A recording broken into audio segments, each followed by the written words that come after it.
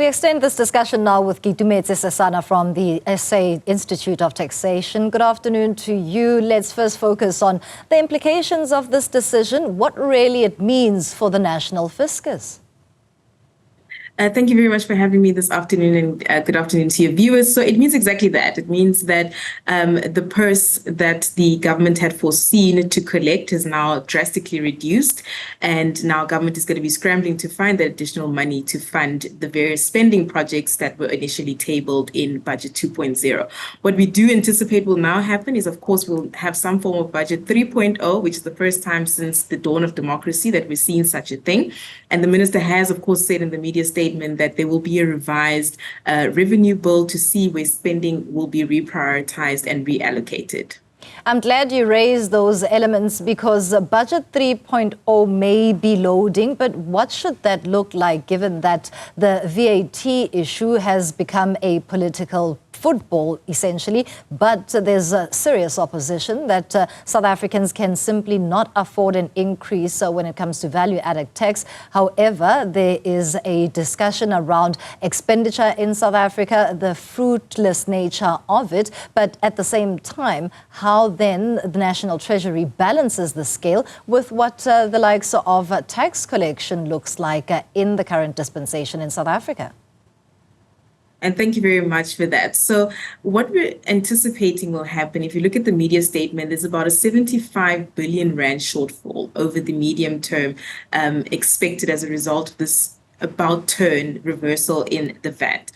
Budget 3.0 might see the minister cutting fruitless and wasted expenditure. There's been growing calls from all corners of South Africa to say our spending is in an upward trajectory and it is not sustainable given the revenue that we're collecting. Raising taxes or implementing increases in a broad-based tax such as the VAT is not the solution if we are not spending, if we have leakages in our budget or our pockets. What we do expect is then, of course, a reprioritization spending cuts, which is something that will be very welcomed by most South Africans. But there are also some low-hanging fruit that we might see come through.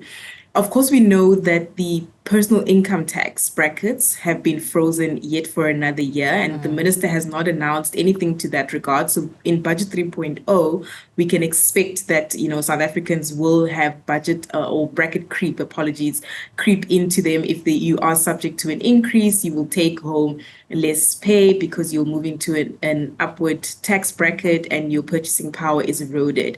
We still foresee that they will raise the anticipated 19.5 billion rand from that. That hasn't changed. But of course, there might be some other low-hanging fruit like payments that we make to the South African Customs Union, they're in excess of about 90 billion. That is expenditure that, although Treasury has indicated that there are certain nuances as to why we pay those amounts of money due to historical or legacy issues, but they might be looking at those sort of agreements to say, this is expenditure that we could cut to bring back into the fiscus. Another issue that we might anticipate is the general fuel levy and the RAF levy, which also have not been increased for a couple of years, about 2 years now.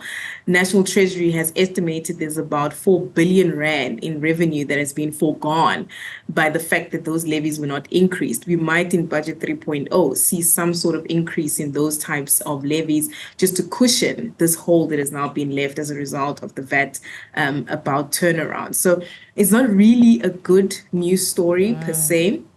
There are other instances where us as taxpayers will be squeezed, but it does show us that it is a democracy in action, and we are pleased that, the cause had been heeded and the public pressure has resulted in this now taking place. Without a doubt, we'll be keeping a close eye on developments around this matter. And as a parting shot, would you then say that a VAT hike proposal is totally flawed in a South African economy outside of the politics? So when we compare to other economic developments in emerging markets, where the argument stands that South Africa's VAT is still at quite lower levels? Yes. So if you look at the budget review document that was released and the studies that were done by National Treasury, we're still on the lower end, compared to some of our contemporaries. But there are arguments that the study was done with contemporaries that are outside of our matching line. So it's OECD or your more Western countries. So if you look at that, we're still on the lower trajectory. And the government sought to raise the VAT, but we cannot do it outside of realizing South Africa has its own nuances. We have our own historical, disadvantages that makes us, we're not a first world country, and raising the VAT broad-based would have affected, lower income household earners.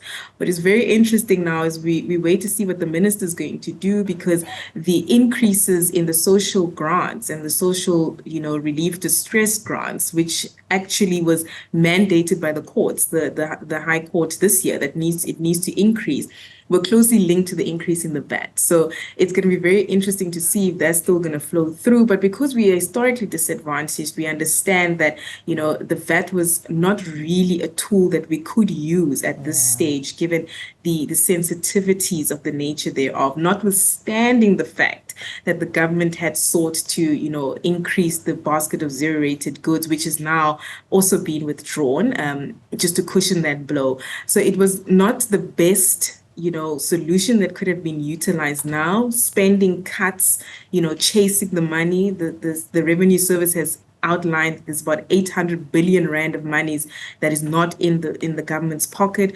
There are compliance programs that SARS is underway with to collect the money. That's where we need to focus our efforts on now.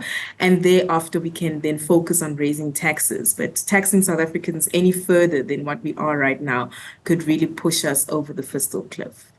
Unprecedented times. Thank you so much for your input. Keitumetse Sesana is with the SA Institute for Taxation, giving us more reaction around that decision by National Treasury to reverse its proposed 0.5 percentage point hike to value-added tax.